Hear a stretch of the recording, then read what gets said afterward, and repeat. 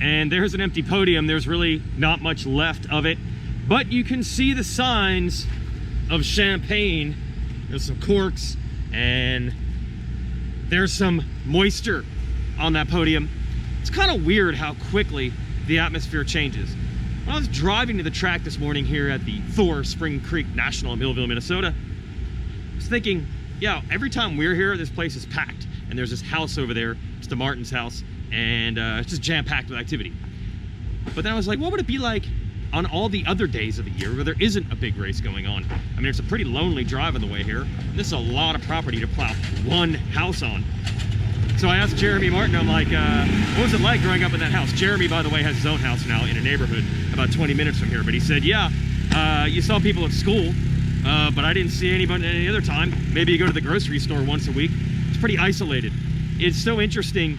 We are used to coming to these races with this wild atmosphere, and you forget how calm and tame and really middle of nowhere most of these famous motocross tracks are. It was certainly weird to be at Redbud and see very, very few fans there, just the racers who had entered and some of their friends.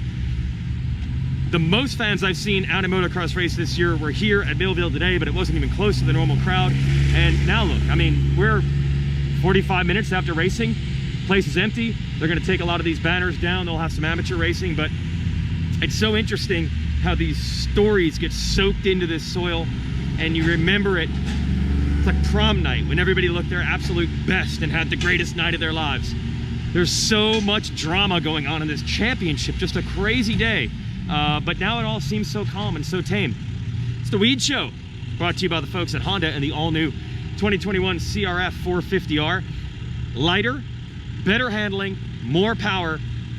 Might just be the best CRF 450R ever. You'll put your competition on notice every time you roll to the gate. Check that bike out and see why life is better on a Honda, or see what the new Honda is like. Check out Chris Kiefer's test of the new Honda that we just posted on Thursday? He rode it one day, we posted it the next. I'm gonna head back to the pits here and talk about the drama of the day.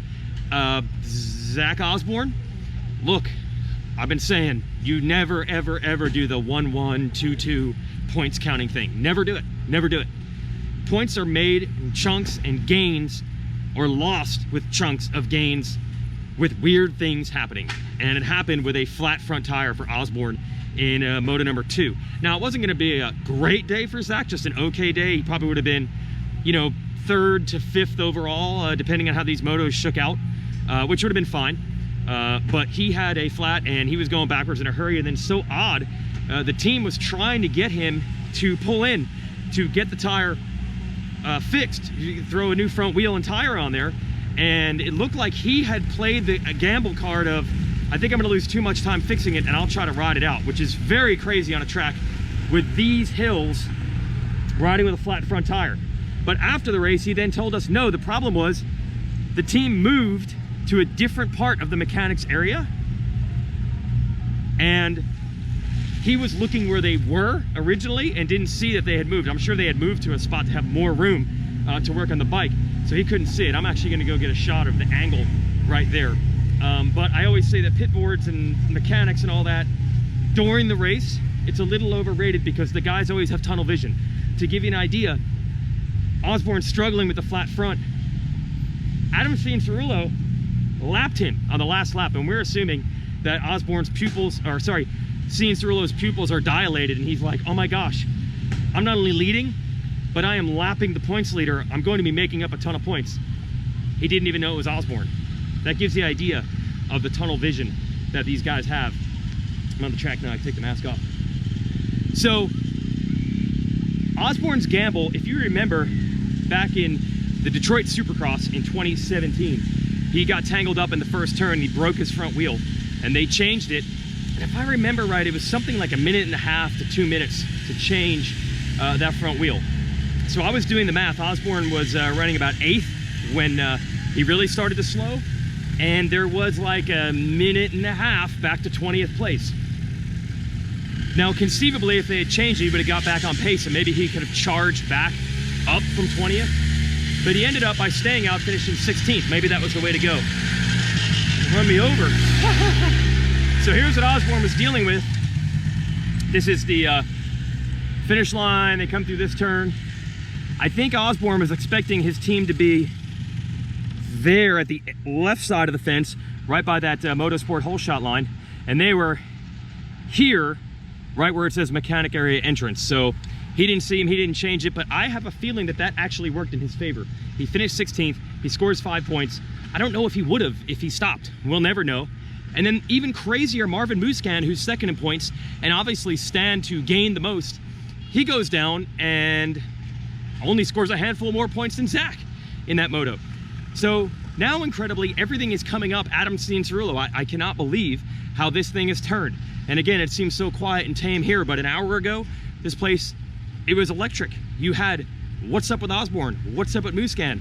Cianciarulo's leading. Cianciarulo is taking control of momentum in this championship and making up huge points.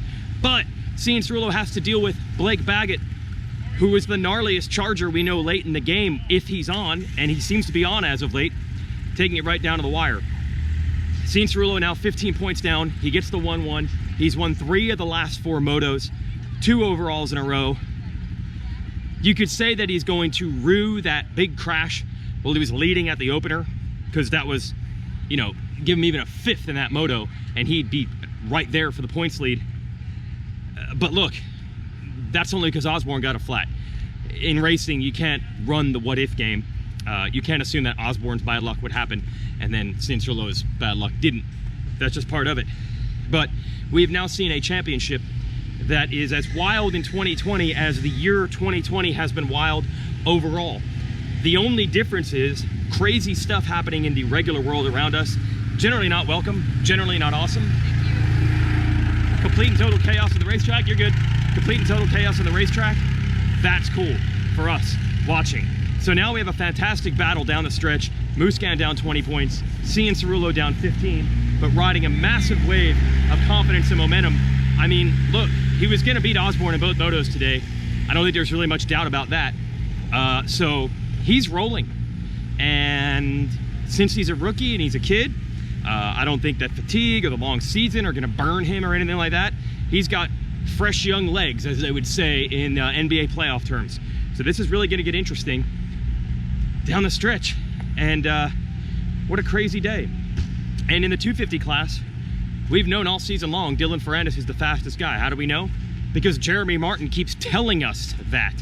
And today, not a great first moto for Jeremy. Finished off the podium.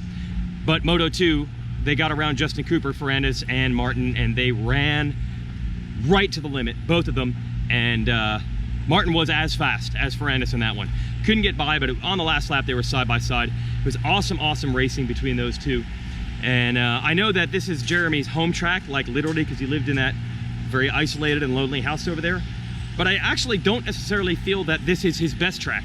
So I don't think it's like, well, he kept up with him at Millville, but that'll be the only time he could do it. I think this is something he could take to the bank on. I can match this guy and maybe it'll work. They're virtually tied in points. I think it's now a 3-point lead for Ferrandis, who gets the series lead back. So we are now looking at an epic title throwdown in both classes. And it's so fun to watch. It's so exciting. I'm glad we did get some fans out here today. Not the normal amount, but it was still pretty good. And they were loud and they enjoyed it. And now it just goes back to being a sleepy, regular local motocross track in the middle of the country. But for a couple hours today, the place was really buzzing. And chaos in the real world, not fun. Chaos on a motocross track, pretty darn fun. This is all brought to you by Honda. There you go. 2021 CRF 450R. Check it out. Coming to a dealer near you soon. But this team is actually still working really hard in the 2020. They actually tested at Chase Sexton's, James Stewart's. This is where Chase Sexton rides in Florida. And I said, why? And they're like, we still want to win some races. We're racing the 2020 right now. Let's try to win. Sexton had the speed today to do it. He had a couple of crashes, but don't count out the chance of him getting some wins as well. It's been a wild year. Why not throw some more new winners and total chaos on it? Thanks for watching.